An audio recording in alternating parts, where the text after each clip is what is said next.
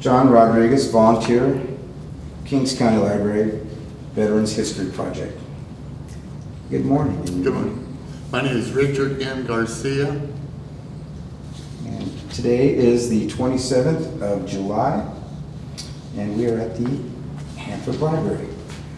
I guess we can begin at, where are you from, Richard? I was original from Layton in Hanford area.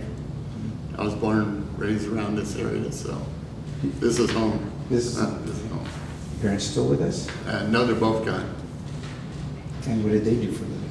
Well, my dad, he was a World War II vet, and my mom was this, Homemaker? yeah, I guess. Brothers, sisters? Yeah, I got three sisters and two brothers, and both brothers was in the Army. One went to Vietnam, '68. He was stationed there, and my dad was World War II. So, And what did you do before you served? I drove truck for Nestle's and stuff like that. I was a truck driver, so I done a lot of transportation stuff, basically. Okay. And what branch did you serve in? Well, Army and Army National Guards. Were you drafted? Do what? Drafted or enlisted? I joined You joined? 1974. I went. And how did you get to boot camp? Four-door, they took me on the bus. Yeah. Did you receive any specialized training? Nah, just went to boot camp. Went to boot camp. And then AIT, they sent me, I was in an infantry unit. And how did those first few days go? Yeah, it's hard to explain because it's, you know. Do you remember your Oh yeah, I can remember instructors? everything, yeah. Your instructors? And Yeah, I how remember. they- I was in H23 headquarters. It was, And then as far as the daily grind and everything, how did you adapt to that? it took a little while, but then you get adjusted to it. How was the food? Food was terrible. I mean, it was okay, you know, it's not the best in the world, but it was food to keep you alive. In the barracks and social We life? had old World War II barracks. We were stationed, when I first got there. Let's talk a little bit about the wartime. Did you deploy during or before the start of combat? Well, I was in the National Guards, and then I was doing airport security at the gates over there at the aircraft for 9/11. So then the first sergeant came and got me and told me we was going to get deployed, so he took me off of that. So we ended up deployed. We went to camp Fort Bliss, Texas. Well, went to Camp Roberts. Then from there went to Fort Bliss, Texas to do our air training. So we done training here and we done training over there. Took it before we went to Iraq. And your assignment, was it close to the fighting? Yeah, well, we was a convoy escorter. So we had to escort convoys, so we was always out the wire. So we was going into Fallujah, Anaconda, Balad, the Baghdad, the Green Zone, was going up and down those roads. Was back in '04. Was the second group in. How about your comrades? Did any of them, were any of them hurt or Yeah, we had a few. Yeah, casualties? yeah, we had a few of them. How did you react to those?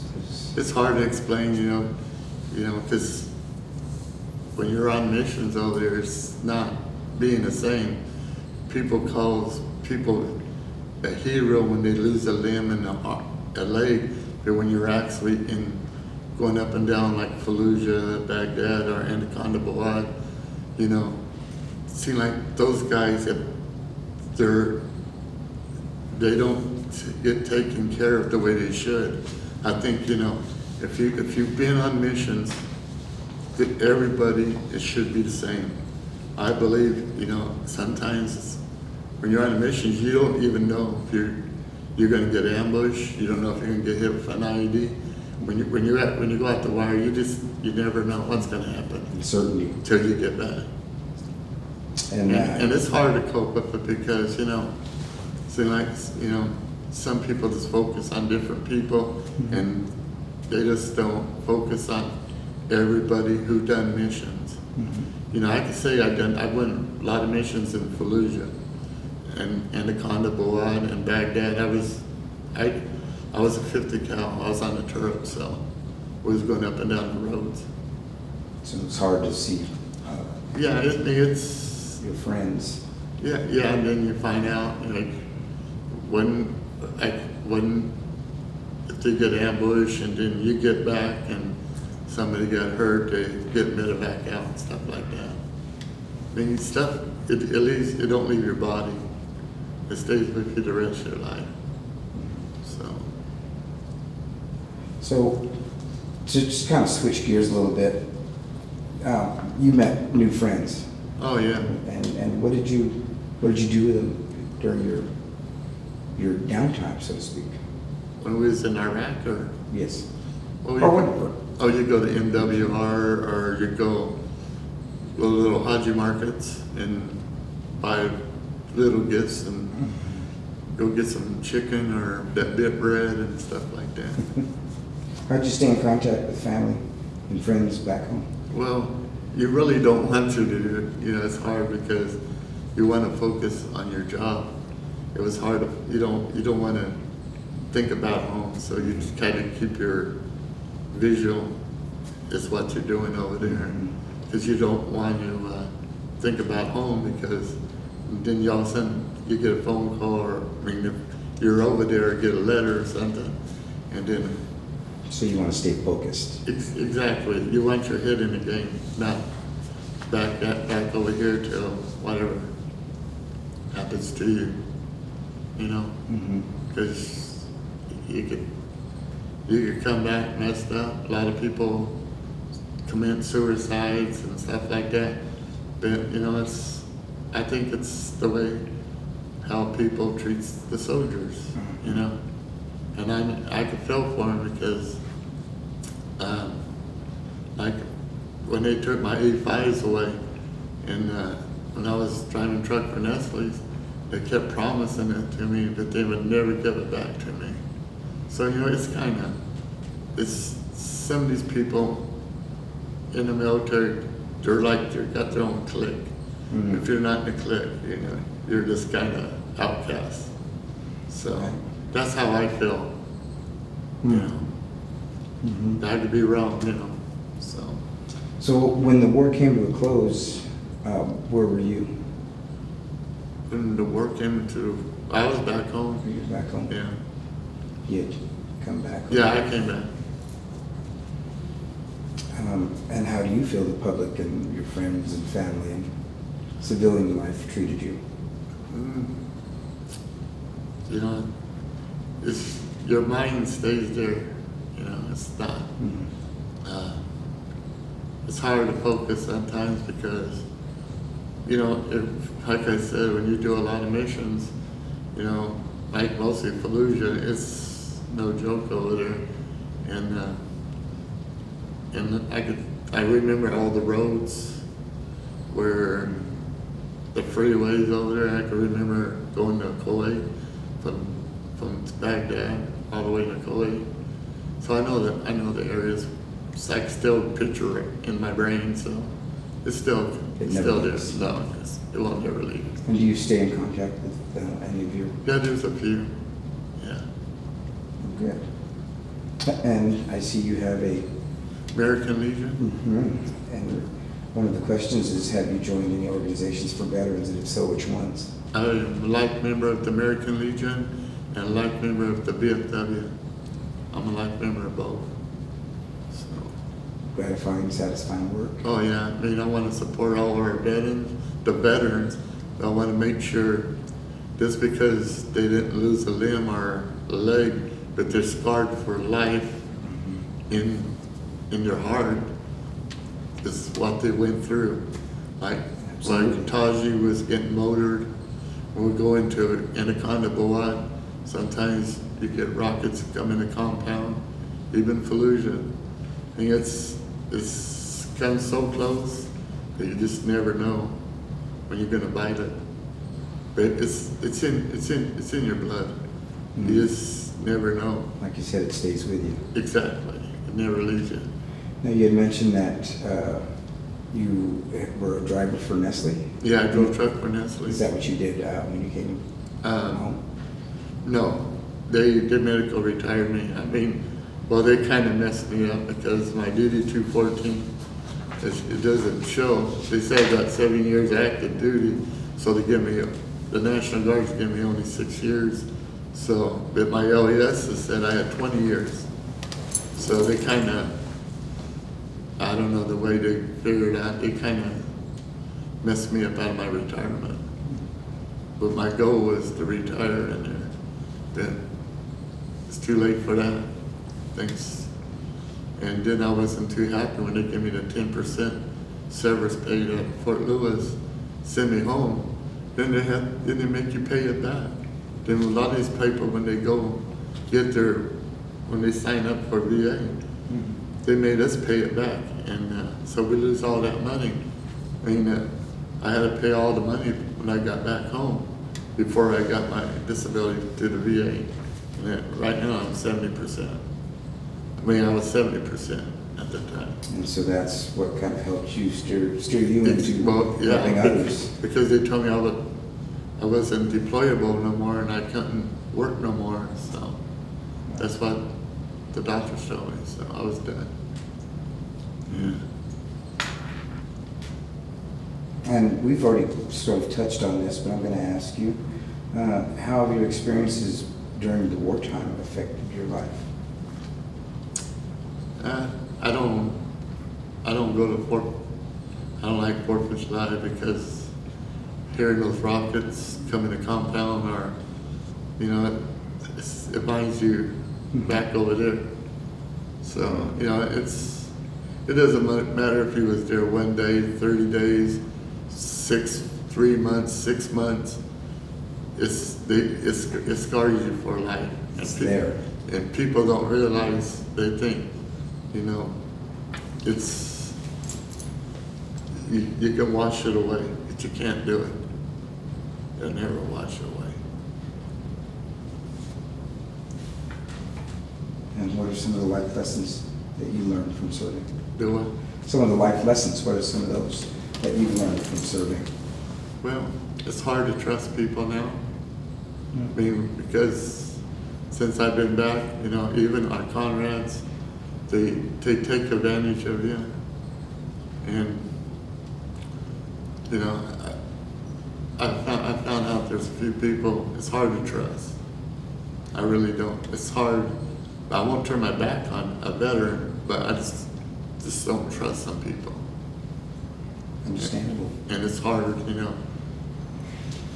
And so how did it experience your impact or outlook on the military? I would do it all over again. I mean, that was my dream, and I would never hold against the Army or nothing like that. But I wish they would, when they send you to a combat zone, give us good vehicles, good weapons, brand new ammo, not exercise ammo like we were from Fort Bliss, Texas. They send you with ammo, exercise ammo. Then we get to Taji. Then we had to build armor on our vehicles and fix a bunch of flat tires before we could do our missions. But they left us some old junks. So you just needed the right tools to do your job. Exactly. If you're going to send somebody into and most of the places they want to kill you, come on, why don't you get some update stuff, you know? Don't come in with old 50 cals and maybe a few more 19s or Sauls and stuff and broken down vehicles. We had to make armor on them and stuff.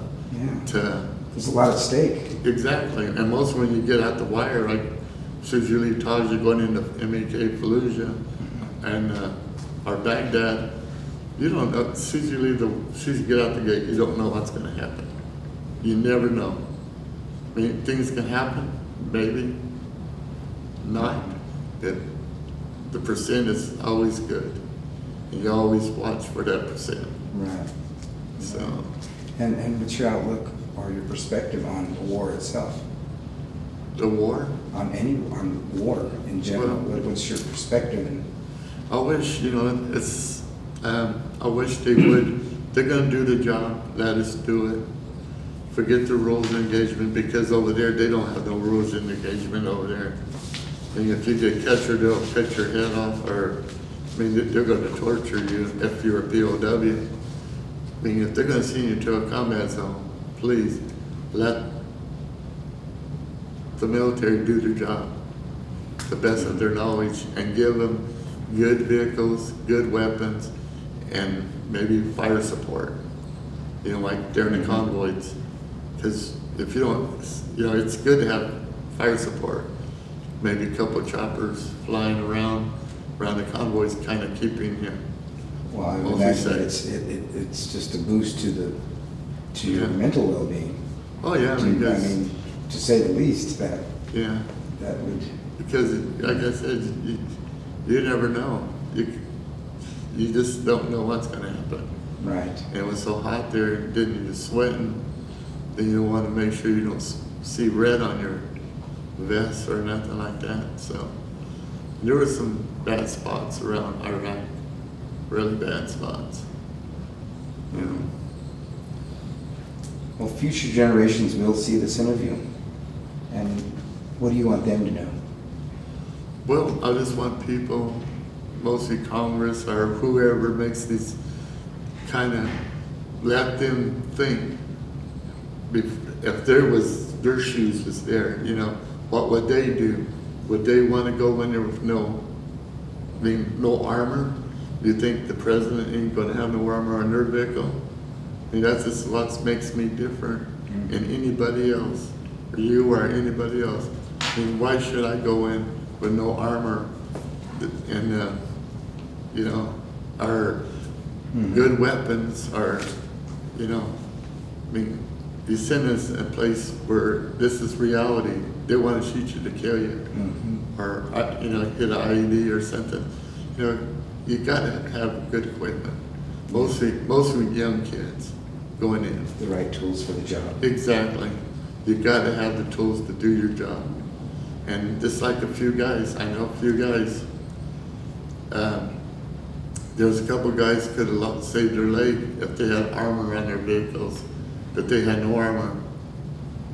It was, the bullets went right to the door. Come on.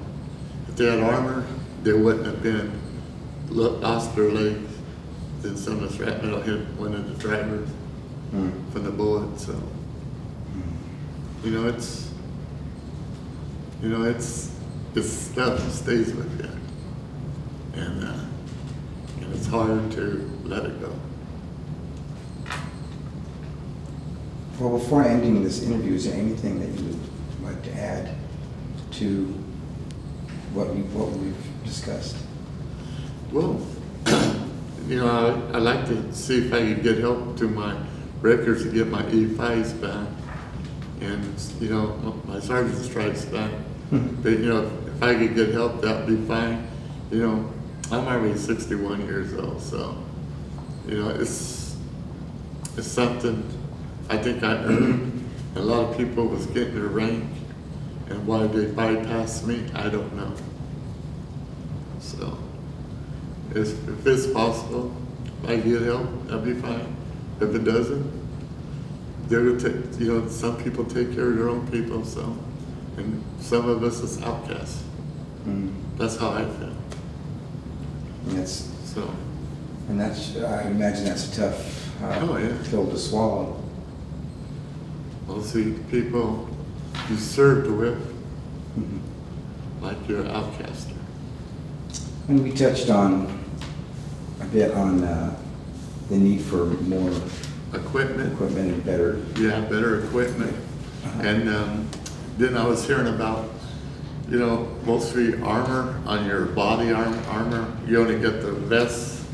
You got your vest, but you got your plate on the front and the back. But most of your body there, it protects you a little bit.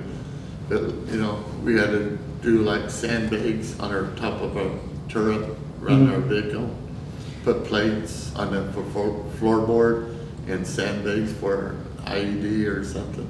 And a lot of the vehicles don't have that? Well, we had no armor, none of them. There was like driving a car around here or a truck around here. Very There was, oh normal. yeah, there was all regular, normal vehicles.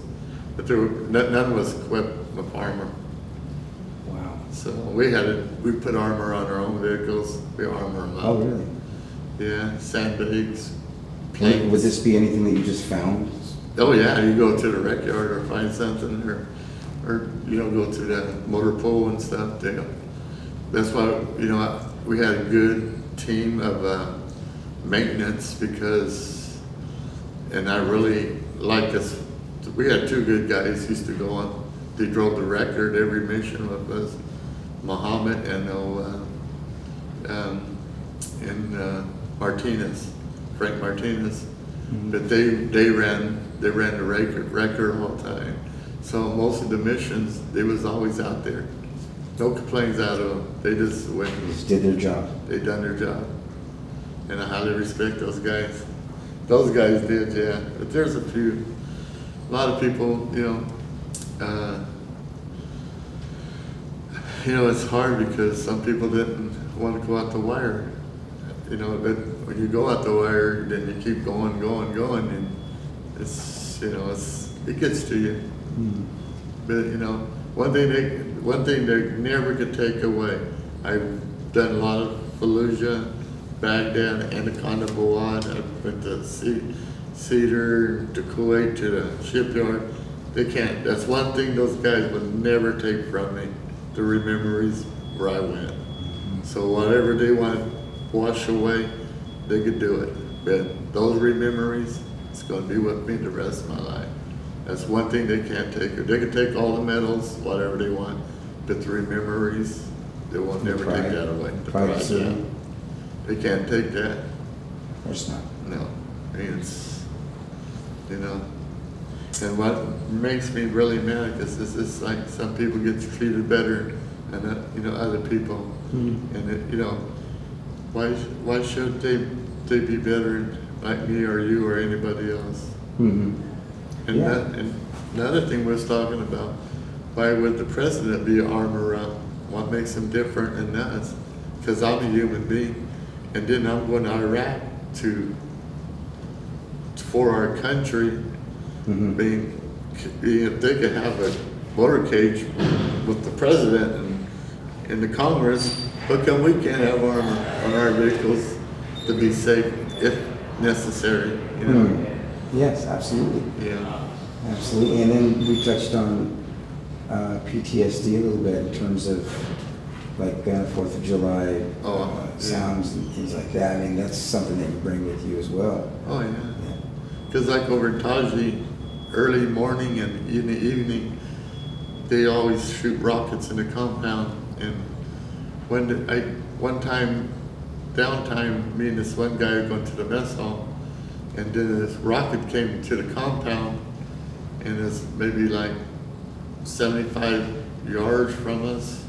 I seen the flash. I heard a thump and a flash, and it was towards the mess hall. And one of the guys I knew was coming out of the MWR, got a little shrapnel on by his head. He was just coming around the corner when it went. So. Yeah, I mean, something like that is traumatic. But that's what I'm saying. It stays with you. It does, because you never know. You Mhm. could be the lucky one, you could bite the big one, but you never know when your time's done. Never know. I mean, it can, like I said, when you're doing your PMCS on your vehicles, getting your vehicles ready, make sure your weapons, it's like the 50 cal is functional. You put your gear on there, you get your MREs, your water, and your vehicles to head out. So you just don't know. You could end up coming back or not coming back. You just never know. Do you find this, for instance, this interview therapeutic in any way to talk about? Does it make you feel better to get this out? It does in a way, but then, I just want to maybe Congress or anybody, if they read this, kind of get a little bit of knowledge, is for the future kids going into combat, what they really need. And come on, don't send them with junk. Well prepared. Yeah, don't. I mean, we repaired to go. Right. We had a good unit. I mean, we done a good job over escorting convoys, but we had junk. I mean, that was my downside. That's what I'm saying. Chunky vehicles is you go down, you can have to go recover some Humvees or broke down vehicles, or you never know. The right tools for the job. Exactly. I mean, if you're going to send somebody in harm's way, give them what they need. And I hope they see this and, let them think about if their feet was in their shoes over there and see how it feels. Basic, But that's just like Vietnam. All the wars. You can't compare one war to another war. Because a bullet can take your life, a roadside bomb, IED, a freaking, these snipers, you could be going down Baghdad or Fallujah, and when those buildings, sniper could be up there and do your brain still thinking about that. You don't know what's going on. And it just can happen just like a flash. And like you said, it stays with you, doesn't it? Oh, it stays with me, yeah, so it can never leave your brain, I guess. So I don't care how much therapy. I know what people from World War II, Korean War, Vietnam War, Iraqi, all these wars, war is hell. It's no joke. But I wish they treat the American people with pride. I mean, I really do. I'm just, I hope it change for the good, not the worse. If we get deployed, if they deploy another unit, give them some good stuff. Good firepower, whatever they're You gonna. mentioned air support. Yeah, air support too. Go out to recon the area, do more recons, look for IEDs, stuff like that. Because you just don't know, because they usually plan them. And you get a group of people be in a circle, they're planting an IED, more likely. They're not praying, they're out there. So you can't trust them. You can't trust them at all. And you touched on the rules of engagement as well. Yeah. And that's the worst, the rules of engagement, man. It's a joke. Man, that's just like, there's your ticket, man. Come home. Let them take you out. There's your ticket, ride home, Let them kill you. Basic, that's what they're trying to do, the rules of engagement. I don't mean just go out there and kill innocent people. But if you're getting fired up on or something happens, let you do your job. Don't let them take you out before you can take them out. Yeah, It's all the common objective sense. is to come home. Exactly. To come home, have the best life you can have, hopefully for the best, not the worst. Absolutely. Yeah. And just like how a lot of these people are treated at the VA and stuff. And then what makes me sick, I hear you're damaged forever, and then they said they could take some of your disability away from you. I think that's wrong, because you earn your disability. It doesn't matter. But some people, they come to me and tell me that they're trying to keep their disability, and they said they're better. You don't get better. Not with boots on ground. You don't get better. I mean, it's when you're out there, it's when you're out the wire. It's like going in the Wild West. These people want to kill you. It's not. There's no guarantees. There's no guarantees in life over there. But why should somebody else take my life? Because of stupidity. They're going to take my life. I'd rather take their life before they take mine. Hopefully it doesn't, and I'm just making a point. Right. Just let the military do their job and get get somebody who knows. When I took basic training and I learned from the old Vietnam back in Fort Ord, 1974, all the training I had, and that's good training for knowledge wherever, all the military training, it's good because you use it. And I can still remember 1974, all the training I had, you know, so. Beneficial. Exactly, and you use it over there. Just, you know, armor up your vehicles, do whatever you can do to stay alive, you know? Mm-hmm. And I'm just hoping a lot of these units, man, get these clicks out, man. They all, doesn't matter who you are, all just united together. We're all one family, we all serve, we all should stick together instead of cast sides. Some of the veterans like, oh, you didn't lose a leg, you didn't lose your head, or you didn't lose an arm or something, but you're damaged inside. Mm-hmm. So, Understandable. yeah. I think there's no money or nothing. You know, They can bring that back. No, it's a done deal. And I understand a lot of Vietnam vets and other vets who served, been in the combat zone. I mean, actually in the combat zone, not sitting on the fire base, you know, not doing nothing. But you know, even your life can happen, you know, on base too, because you got incoming rockets. So it's like Taji and Anaconda Boad, we'd go do a mission over in Anaconda, and then all of a sudden the siren coming on, you got rockets coming in the compound. So you gotta find a place to take cover. So, but your life being up right there too. There's no guarantees in life over there. If you make it back, you're you know, it's a good deal. If you don't, you don't. But you know, it's hard to say. You know, it's you know, you don't want to die over there if you don't have to. But if you can fight and have protection, better protection, you know, like 74 when I was over there. I mean, 2004 when I was over, we got the Taji stuff. Some of these units get brand new vehicles, and we had all these old junks.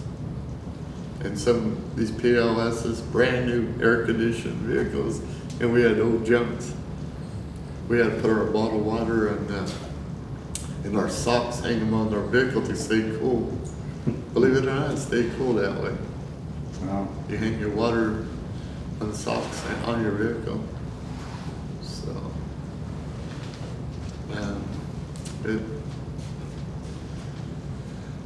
war is hell. That's all I can say. But I just hope all these politicians wake up and see what every veterans, all these kids commit suicide. You know, it's not right. You know. You want them to listen. Exactly. They need to listen to people who've been there and done it. It's not, you know, it's somebody, you know, it's hard to explain because I don't want to cut any branch or anybody down because, you know, like some people, they've ever been in combat, they don't know exactly what people's going through who's been actually done missions, like actually done a mission over there. And most when you do several missions, most of that MEK Fallujah, because I've done a lot of them before it was MEK, then they changed it to, when the Marines came, they changed it to Camp Fallujah. So I know the whole area is pretty good. Then when they asked me to go, I done it. No questions asked. I just didn't like the way some always operated though. Yeah. Who am I? I can't really change the military or something. But there's people could do better for our soldiers if they want to do it. Within there. Exactly. But Yeah. that's what they need to do. You know, Mhm. it's sad when you have to get these young kids come back. Well, Richard, thank you for your service. You're welcome. Thank you very much for your Okay. service. And thank you for taking the time to be interviewed. Okay, thank you. Okay, thank you. Nice talking to you. Meet me.